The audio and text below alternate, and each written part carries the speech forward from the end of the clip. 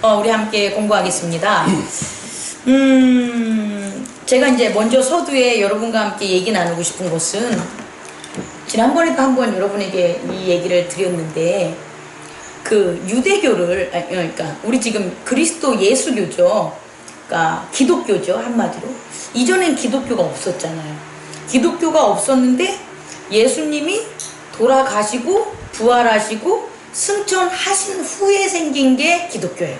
그러니까 기독교는 이전까지 하나님을 섬기는데 그 하나님이 어떻게 구원을 행하시냐라는 그 방법에 있어서 유대교나 다른 교와 차별이 있다라는 거죠.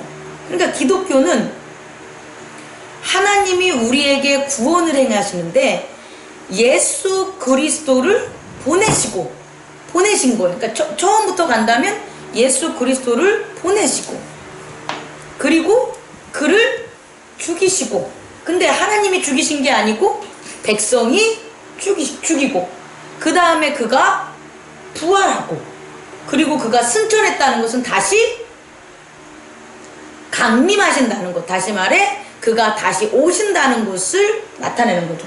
그래서 우리는 하나님을 섬기는 유대인들이 예수님이 오기 전에 두 가지 아주 커다란 율법과 제사를 통해서 하나님의 백성임을 나타내고, 그렇게 하나님의 백성으로서 복을 받고 구원받을 것을 살았는데, 사실은 그 하나님의 그런 율법과 제사로 더 이상 하나님의 구원이 유효하다 안 하다 못하다는 거야. 그렇다면 하나님께서 세운 율법과 제사가 잘못된 게 아니라 그들이 하나님이 세운 율법과 제사를 뭐의 것으로? 사람의 율법으로, 사람의 제사로 뭐 만든 거다. 변질시키고 죄를 그 속에 집어넣었다는 거예요. 그러니까 율법에 죄가 들어가고 제사에 죄가 들어가니까 구원이 어떻게 되는 거예요? 사라지게 된 거죠. 그럼 당연히 더 이상 죄가 들어간 율법과 죄가 들어간 제사는 유효하지가 않아요. 그러면 하나님이 율법과 제사를 없애고 다른 것을 하냐? 아니라는 거죠. 하나님은 율법과 제사를 통해서 분명히 구원해 준 게 맞아요. 그렇다면 죄가 들어가지 않는 율법, 죄가 들어가지 않는 제사를 누구를 통해서? 예수 그리스도를 통해서 회복한 거야. 다시 말해, 유대인이 전한 게 뭐 이전까지의 전통과 말씀, 구약이 잘못된 게 아니라 구약의 온전함을 잘못 해석하는 것들을 뭐 하는 거다? 예수 그리스도로 말미암아 교정하는 거예요. 그래서 이와 같은 폭발적인, 다시 말해 기존의 것들을 없애는 게 아니라 기존에 하나님이 주신 원석을, 원래의 보물을 찾는 노력, 또 그것을 발견한 거예요. 그게 죄 있는 인간으로는 안 되니까 죄 없는 예수 그리스도를 통해서 발견을 한 거예요. 그 힘이 폭발적이다는 거예요. 제가 여러분에게 얘기 드리는 것은, 여러분들이 어떠한 새로운 인간으로 변화되는 힘이 폭발적인 게 아니에요. 여러분을 변화시키는 폭발적인 힘은 원래의 하나님이 여러분을 이 땅에 보내는 온전하고 순수한 거룩한 여러분의 모습을 발견함으로 폭발적이게 되는 거지, 어떠한 모습으로 어떤 변한, 트랜스퍼 되는 것으로 되는 게 아니라는 거예요. 그러니까 여러분들은 예수 그리스도로 말미암아 내가 깨끗해졌다라는 것, 예수 그리스도로 말미암아 하나님의 원래대로의 형상과 모양이 회복됐다는 것, 그걸 느껴야지만 폭발적인 신앙의 힘이 있는데, 그게 뭐냐? 회개라는 거예요. 회개는 그런 거예요. 만약에 새롭게 내가 지어졌어, 내가 새로운 창조물이야, 나의 과거적인 것들, 나를 가린 것들에 대한 돌이킴이 없어, 그럼 그건 회개가 아니에요. 그래서 자꾸 어떻게 되냐면 과거를 돌이키지 못하고 죄에 대해서 죄를 다스리지 못하고 계속 좋은 것만 찾아다니게 돼요. 계속 좋은 모습만 찾아다녀. 근데 그건 내 모습이 아니에요. 그것은 지난 시간에 제가 얘기했지만 은혜와 진리는 하나님 거예요. 원래 출처가 은혜와 진리는 하나님 건데 예수 그리스도가 우리에게 있기 때문에 우리의 은혜가 되고 우리의 진리가 된 거지. 예수 그리스도가 빠지면 은혜와 진리는 사라져요. 그런데 은혜와 진리가 있대. 예수 그리스도는 없는데 은혜와 진리가 있대. 그러면 그 은혜와 진리는 거짓 은혜와 진리인 거예요. 그래서 거짓으로 살아가는 크리스찬들의 삶이 되는 거예요. 그래서 제가 지난주에 설교할 때 그리스도인의 죄는 무엇이냐, 우리가 돌이켜보면 세상에 꼬임도 아니고 세상에 어떤 더러움도 아니고 그리스도인의 죄는 하나님의 말씀 그리스도를 잘못 해석하는 것이 그리스도의 죄다. 그리스도인의 죄다. 그것을 우리가 한 문화를 수건에 숨겨서 주인의 뜻을 왜곡하는 그 종을 통해서 우리는 깨달았다는 거예요. 결국 우리가 이 땅에서 해야 될 것은 뭐냐면 말씀을 얻는 게 아니라 말씀을 그리스도 안에서 따르는 것밖에 없다라는 거예요. 말씀을 그리스도 안에서 따르는 것만이 그게 말씀을 왜곡하지 않는 거지, 말씀을 그리스도 안에서 따르지 않으면 그것은 왜곡하는 거예요. 왜냐하면 그리스도인에게 준 말씀과 비그리스도인에게 준 말씀은 틀려요. 비그리스도인에게 준 말씀은 죄를 돌이켜서 그리스도에게로 오게끔 만든 거니까 그냥 오기만 하면 되는 거예요. 그 말씀은. 그러니까 온전히 하나님의 말씀이 임하면 오게 되는 거예요. 그러니까 이미 임하게 돼. 그리고 거기서 끝이야. 그러니까 우리가 교회에 나와서 아버지 하나님께 공동체로 나오게 한 그 말씀은 온전한 거예요. 온전하니까 우리를 변화시킨 거니까. 그런데 공동체 안에서 이제 말씀을 받는 사람들은 그것을 어떻게 하냐? 우리 지난주에도 얘기했지만 지난 예배 시간에 그 은혜에 뒤쫓아오는 게 뭐다? 그것을 받는 것을 방해하는 사단들의 사자다. 그러니까 이제 한 가지 일이 생긴 거예요. 어떤 일이냐면 그 사자를 구별해야 돼. 사단들이 보낸 그 유혹의 말과 하나님이 우리에게 주신 말씀을 구별해야 돼. 근데 하나님이 주신 우리의 말씀을 구별했어를 어떻게 평가하겠냐는 거야. 우리가 하나님이 주신 말씀을 나는 깨닫고 우리를 유혹하는 사자들의 그 말을 우리는 버렸어. 그게 어떻게 증명이 될 거냐로 보면 뭐라고요? 따르는 거예요. 따르는 거예요. 그거밖에 없어요. 그러니까 목사님이 하나님이 주신 말씀을 목사님이 그것을 갖다 그걸 목사님이 전해. 그걸 어떻게 아냐라고 보면 이제 목사님은 전하면서 끝나지만 사실은 여러분들이 그 다음엔 목사의 에고로 오는 거야. 목사 하나의 개인. 이런 전체적인 것에서 선포하는 목사와 그것을 따라가는 에고의 목사는 분리돼야 돼요. 왜냐하면 전체 교회에서의 설교는 성령이 하시는 게 맞고, 그리고 그 성령이 주시는 말씀은 나도 따르고 여러분도 따르는 거지, 나는 그때 받음으로 땡이고 여러분만 따르는 게 아니니까 나도 똑같이 따라가는데, 그러면 동일하게 목사가 교회의 설교를 통해서 하는 말씀을 공중으로 전파될 때는 목사에게도 주고 성도에게도 주는 거예요. 그리고 그것이 선포된 이후에는 목사도 따르고 모두 돼요. 성도도 따라가는 거야. 그러니까 목사가 그 말씀을 잘 따라가. 그러면 목사는 그 말씀을 뭐 한 거예요? 받은 거야. 왜? 잘 따라가니까. 그런데 목사가 그걸 못 따라가. 그럼 목사는 뭐 한 거예요? 말씀을 받고 그것을 뭐 하는 거예요? 유혹에 빠진 거지. 유혹하는 그런 애들이, 그런 사자들이 목사를 지금 뭐 하는 거예요? 시험하고 있어. 그럼 여러분은 뭐 할 거예요? 당연한 거예요. 이거밖에 없다는 거예요. 저도 여러분에게 이것만 한다는 거죠. 여러분이 전체적으로 선포된 말씀을 들었어. 그래서 그걸 잘 따라. 그러면 저는 기뻐하고 칭찬해 주는 거예요. 다시 여러분도 저한테 그래야 돼요. 제가 그걸 잘 따라. 그러면 목사님은 뭐 목사님이니까 이러면 안 돼요. 그 선포는 성령이 하신 건데 그걸 목사님이 잘 따르면 여러분도 저한테 목사님 참 잘 따르십니다. 칭찬해주고 뭐 해야 된다? 격려해 주셔야 돼요. 오늘 이걸 주시네요. 그리고 만약에 못 따르면 기도해 주시고, 저도 여러분에게 어떻게 해주냐? 성도가 잘 따르면 격려해 주고 칭찬해 주고, 못 따르면 기도해주고 이거밖에 없어요. 이게 바로 뭐냐? 하나님의 말씀에 복종하는 그런 모습이다. 그럼 이런 모습이 왜 우리에게 강조되냐 이 말을 하면 이것이 하나님의 뜻이라는 거예요. 그러니까 초기 기독교를 섬기는 이 무리들, 다시 말해 우리가 아는 예수님의 제자들과 사도 그룹들은 지금 이와 같은 확증이 생긴 거예요. 그러니까 이들이 이것을 못 깨달았어. 예를 들어서 유대교와 기독교의 공통점과 차이점을 못 깨달았어. 그럼 이들에게 파워가 안 나온다고. 이들이 이렇게 실천하지 않는다고.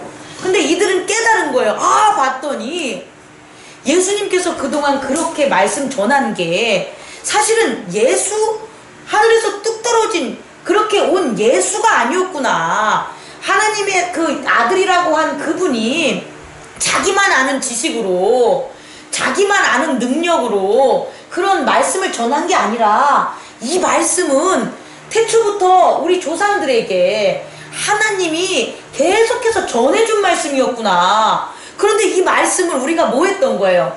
잘못 전하는 저들 때문에 우리의 귀가 멀고 눈이 멀었구나. 그래서 그 옛날 선지자들이 구약 성경에서 백성들의 눈을 멀게 하고 귀를 멀게 하고 입을 벙어리로 만든 게 이런 거구나. 이렇게 돼서 뭐 한 거예요? 말씀을 깨닫게 된 거예요. 그래서 예수 그리스도의 그 말씀이 성경을 기초로 하는구나. 성경의 기반이 되는구나.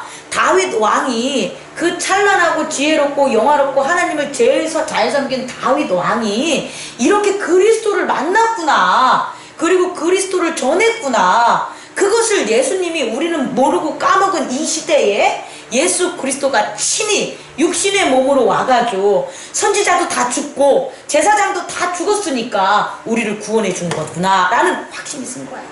그래서 그들의 죄로부터 어떻게 한 거예요? 돌이킨 거예요. 이걸 깨달아야 돼요. 하나님의 말씀은 이례적이고 일시적이고 개인적인 게 아니에요. 하나님의 말씀은 영원한 것이고 불변한 것이고 모든 인류와 만물에 적용되는 거예요.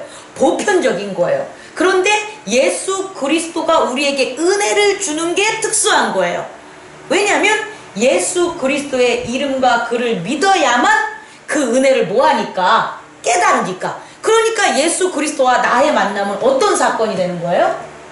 특별한 사건이 되는 거예요. 아주 특별한 사건이 되는 거예요.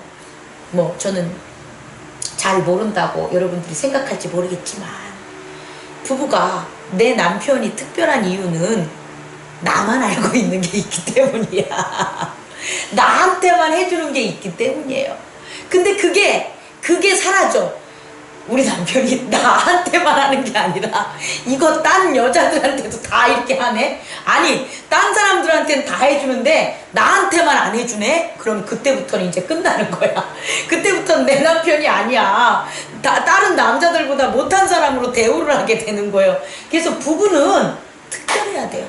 그런 것 같아요. 특별한 관계를 계속해서 서로에게 신뢰하고 그리고 이렇게 칭찬하고 세워주는 부부가 오래가는 것 같아요.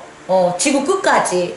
근데 그게 막 무너져서 남들한테는 뭐 사주고 뭐 잘해주는데 자기 와이프한테는 맨날 퉁퉁거리고 하는 사람들 보면 못 가. 결국은 악만 가득한 그런 부부 생활을 한다는 거죠. 우리 교회도 그래요. 교회 성도들과 이렇게 칭찬받는 교회의 특징은 특별함이 그게 사라지면 안 돼요. 목사님은 특별해.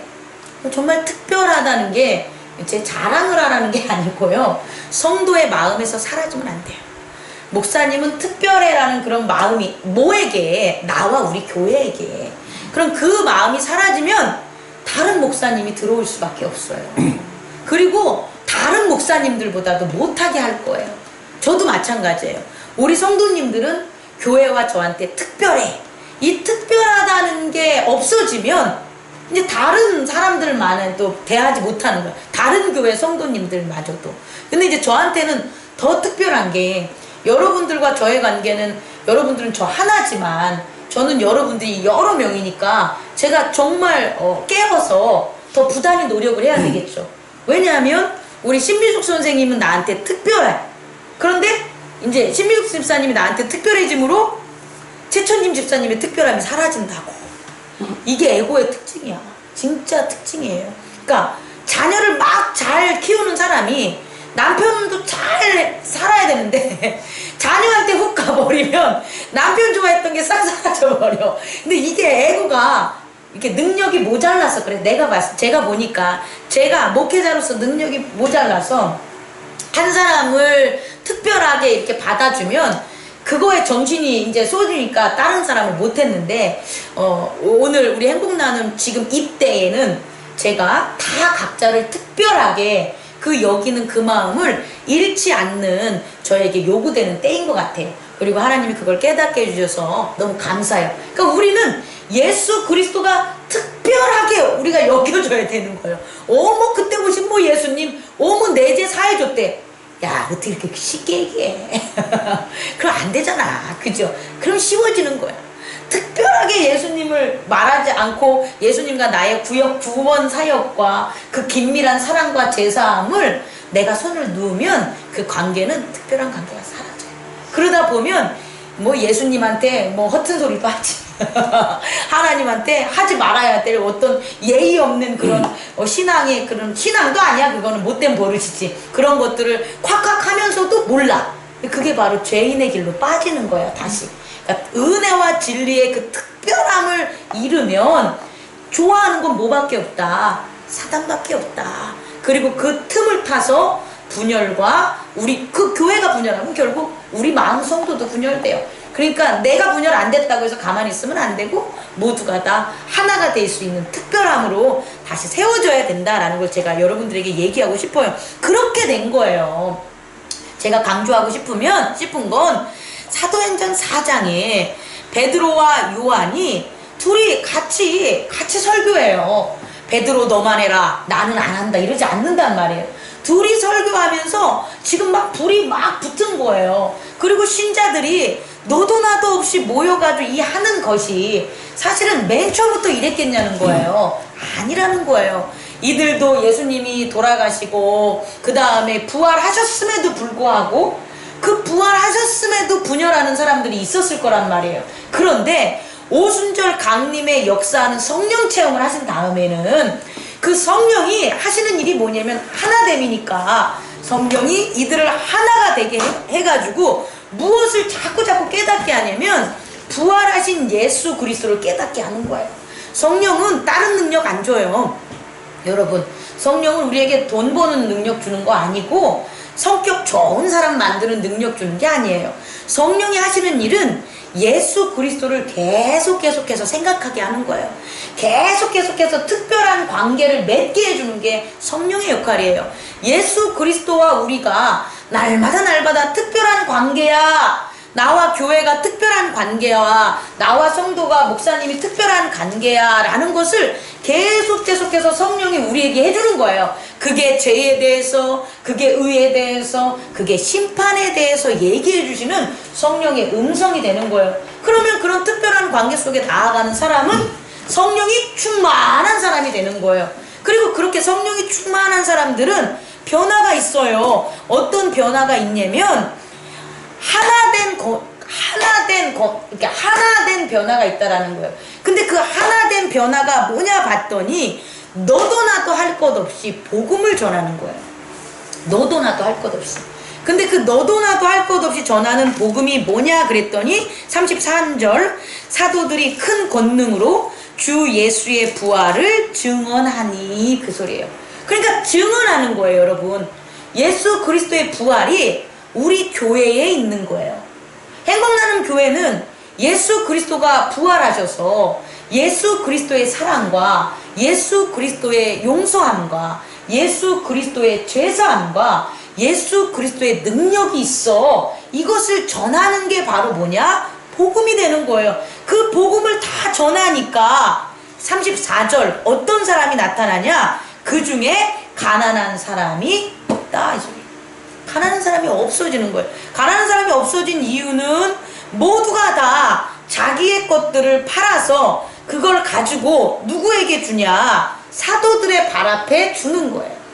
내가 이 금액을 가지고 나는 무엇을 할지 모르니까 그 돈은 교회를 위해서 교회 공동체 사람들에게 쓰세요 라고 주는 거예요.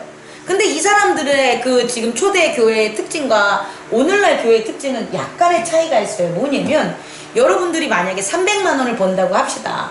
그럼 300만 원을 쓸 게 있어요, 없어요? 있지요. 있지요. 없지 않잖아요. 애들 등록금도 내야 되고 먹을 것도 있고 빚도 갚아야 되고 의료비도 있고 뭐 있잖아요. 쓰라고. 지금 그걸 가져오라는 게 이단이에요. 지금은 그렇게 당신들에게 필요한 것들은 쓰라는 거예요. 써요. 쓰는데 그 쓰고도 남는 게 있어요. 그 쓰고도 남는 게 있거나 혹은 씀에 조금 부족한데 마음의 성령이 너가 교회에 더 부족한 사람이 있으니까 그것을 갖다 그 사람이 쓰도록 목사님에게 드려라. 그러면 그걸 거절하지 말라는 거예요.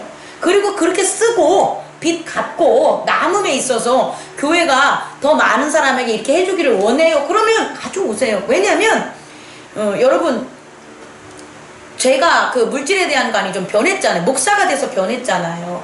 쓸 게 없어요. 술 먹습니까? 놀러 다닙니까? 뭐 예를 들어서 뭐 좋은 차, 아니 교회는 이렇게 성도들 하는데 뭐 제가 뭐 큰 차 몰고 다닐 뭐 뽀대나고 큰 교회 다니면서 이거 하고 싶지도 않고 뭐 없어. 옷도 진짜 뭐 우리 최 집사님 봐봐. 돈이 없어서 10,000원 20,000원짜리 티 사는 거 아니잖아요. 다 사봤잖아요. 근데 안 사는 이유는 그게 뭐 하기 때문에 부질없으니까. 이걸 깨닫는 사람들은 결국은 돈이 쓸 데가 없다고. 그럼 돈이 쓸 데가 없으면 그 돈 갖다가 이렇게 자기 얻다가 쌓아놓으면 죄송합니다. 이상한 데로 나갈 때 있어. 이상한 데로 그거 나가게 할 때 그러지 말고 벌레 먹고 좀 생길 수 있으니까 갖다 놓으세요. 갖다 놓으면 정말 교회를 위해서 나는 우리 교회 공동체가 그런 공동체를 마련하고 싶어요. 우리 초대교회에는 교회에 나오는 교회 공동체들을 위해서 썼어요. 물론 성교도 하고 여러 가지 하지만 중요한 건 교회 공동체를 위해서 쓰는 건 전 맞다고 봐요. 교회 공동체는 넉넉한 자도 있고 부족한 자도 있으니까 그럼 부족한 자들에게 사랑을 나눠주면 여기서 말한 것처럼 난 이 말 중에 가장 이렇게 멋있는 말이 뭐냐면 가난한 사람이 없으니라는 거예요. 이 말과 되게 차이가 나요. 어떤 말이냐면 가난한 자들을 도와주니와 가난한 자들이 없다는 거는 천지 차이예요. 그러니까 가난한 자들을 그냥 가난한 것만 도와줘. 그럼 그 사람은 계속 가난만 하잖아요. 근데 그게 아니라 가난한 자들에게 왜 부유하게 되고 왜 하나님의 축복이 되는지가 말씀으로 통용이 되는 거예요. 그게 회개가 되지 않겠습니까? 그렇게 됐더니 그 사람들도 변하고 그렇게 됐을 때에 가난한 사람들이 없어지게 된다는 거잖아요. 또 여기 뭐 여러 가지 말 중에 화 잘 내는 사람이 있어. 그러면 화 잘 내는 사람을 뭐 다독거린다. 화 잘 내는 사람을 교정한다. 이런 말이 아니라 화내는 사람이 없으니 이렇게 될 거 아니에요. 그럼 그것은 화를 그 사람이 이런 것들은 아니구나. 교회 공동체에서는 많이 나올 수 있어요.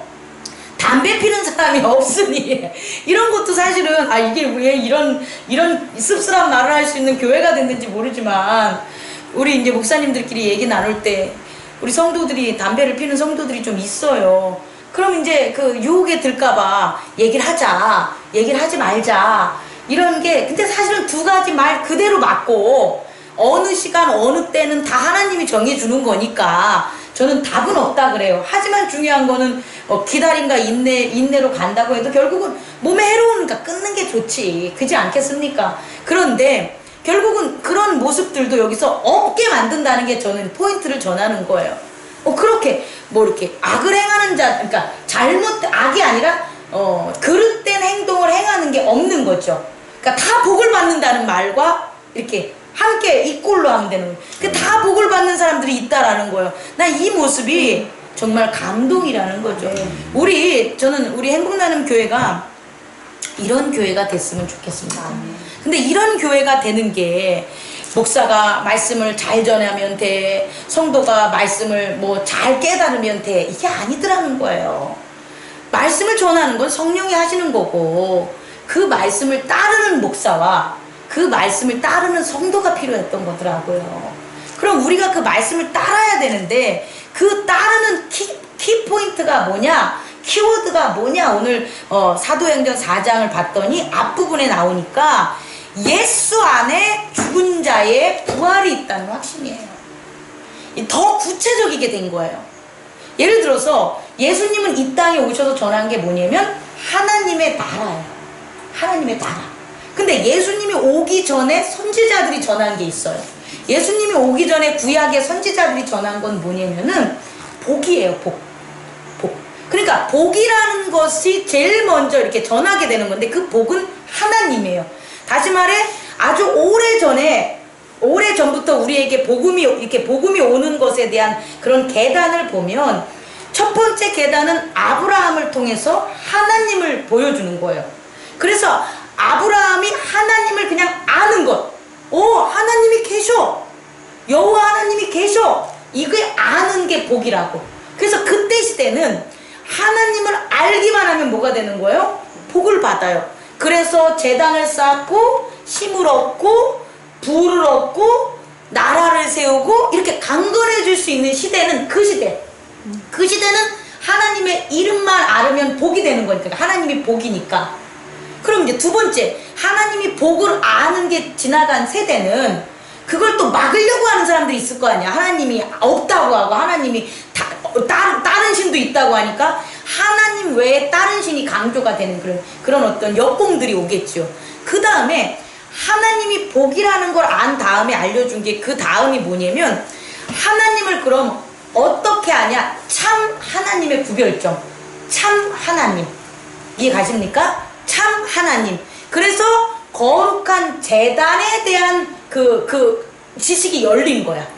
맨 처음에는 하나님을 아는 지식만 열렸고 그 다음에 거룩한 제단을 알게 하는 게 열린 거예요. 그게 이제 모세의 율법과 제단이 되는 거니까. 그리고 거룩한 제단이 열리게 돼서 사실은 그 이후에 열린 게 뭐냐면 거룩한 백성이에요. 그러니까 백성이라는 그 칭호는 아들이라는 칭호로 그 나라가 세워지기 전에 나왔고 민족으로 칭해졌지만 실질적으로 아들과 민족이 확정된 모습은 다윗 시대를 통해서 하나님의 나라가 세워짐으로 니들이 내 백성이 됐다는 게 확증이 된 거예요. 그러면 하나님이 열리고 그 다음에 제단, 참 하나님께 가까이 가는 그 길 제단이 열리고 그 다음에 그의 백성에 대해서 열리게 된 거예요. 그런데 이렇게 열렸는데 그 백성들이 뭐에 빠지게 돼요? 죄에 빠지게 되는 거예요.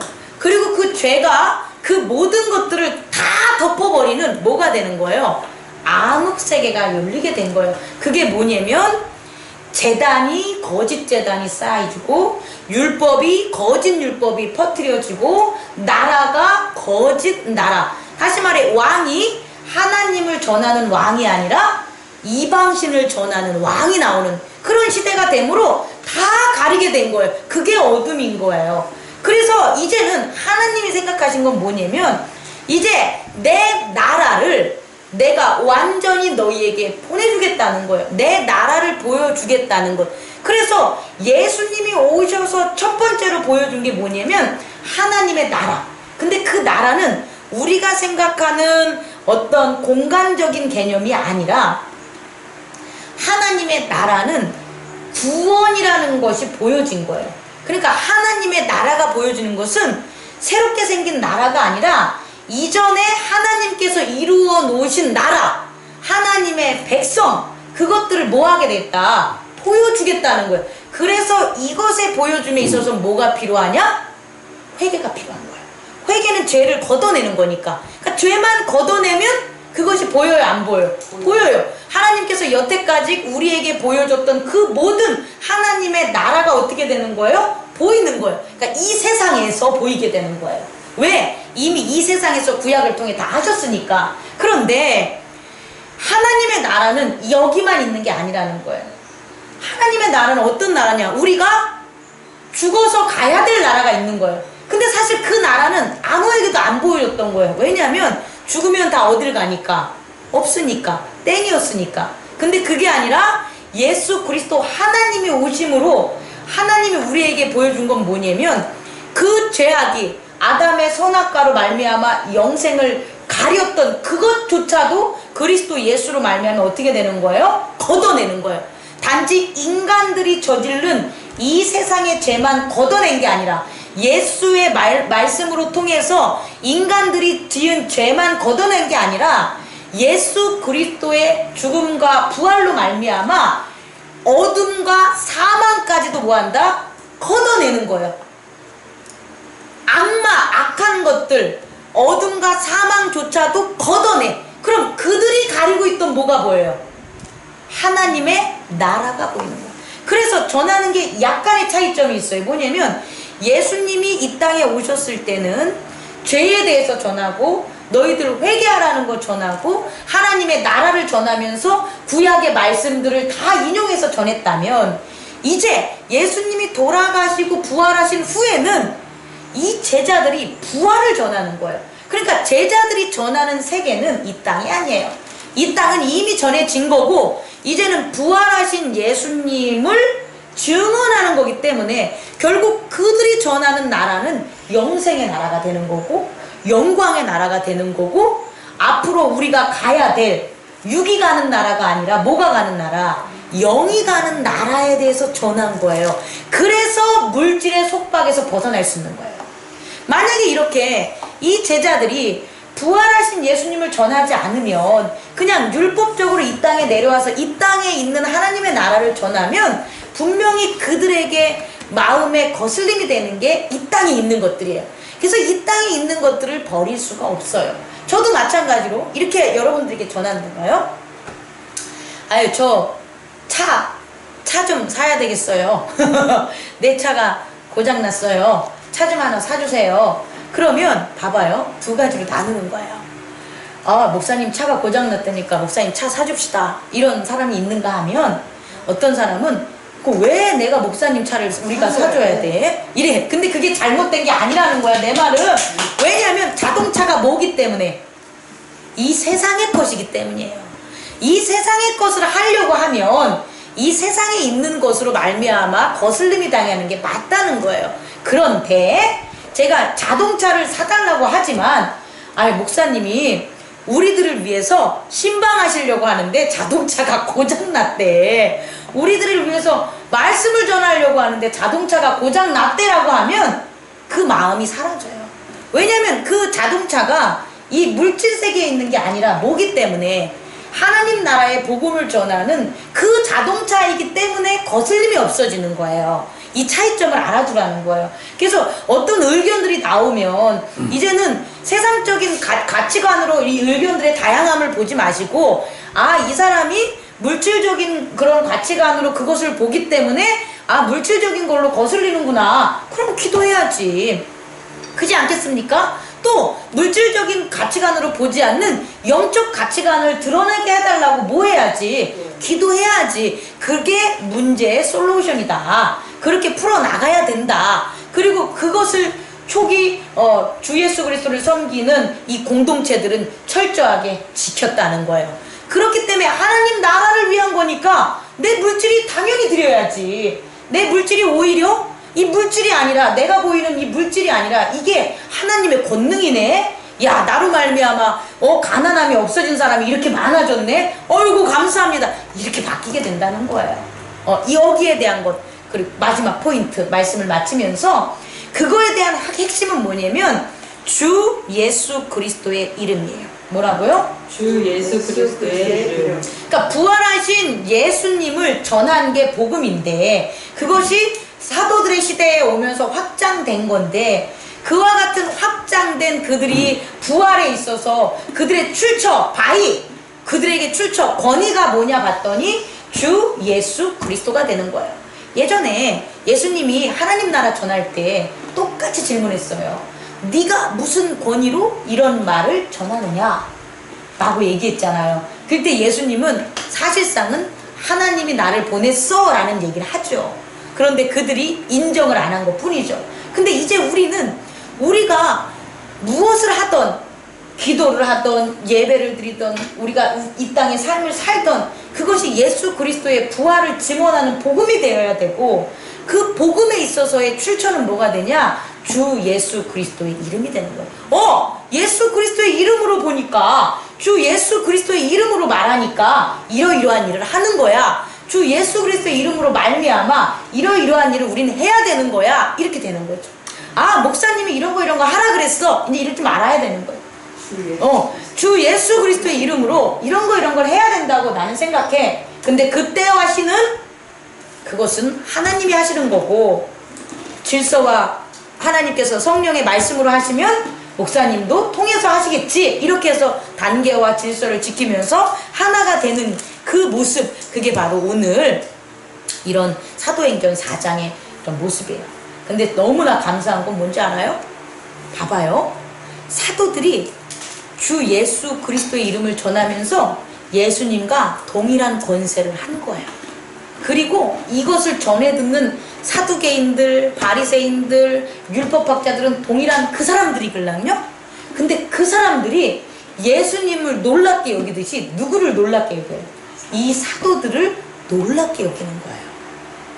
그리고 더더더 중요한 것은 이 소문을 퍼지게 되는 거예요. 근데 이 소문이 퍼졌을 때 얘들이 한 얘기가 있어요. 어떻게? 예전에 예수님일 때는 이들이 뭐라고 얘기했는지 알아요? 저들을 어떻게? 저들이 아니지. 예수를 어떻게 잡아 죽일까? 이 생각을 했는데, 지금 이들의 변화된 말은 뭐냐면 이들을 어떻게 할 수가 없다라고 얘기해요. 악이 무릎 꿇는 거예요. 이들을 어떻게 할 수가 없다. 더 퍼지게 한다. 이들을, 그러니까 어떻게 할 수 없는 것들이 이들에게 온 거예요. 그러니까 그들의 간악한 마음들이 무릎 꿇게 되는 것은 뭐냐? 악의 세력들이 약해졌다는 거예요. 그리고 앞으로 가면 갈수록 더 약해져요. 그리고 사도들은 기꺼이 예수 그리스도가 걸어간 그 십자가를 두려워하지 않아요. 왜? 백성들이 퍼지고 변화되는 모습들이 느끼니까. 이해하셨죠? 우리들도 이렇게 이 세상에서 살아가야 돼요. 그게 바로 그리스도인의 모습이에요. 저와 여러분이 그런 그리스도인의 모습, 그리스도인의 모습으로 살아가기를 원하며 행복나눔 교회가 그런 교회가 되기를 원합니다. 꺼주십시오. 그냥 닫으시면 됩니다.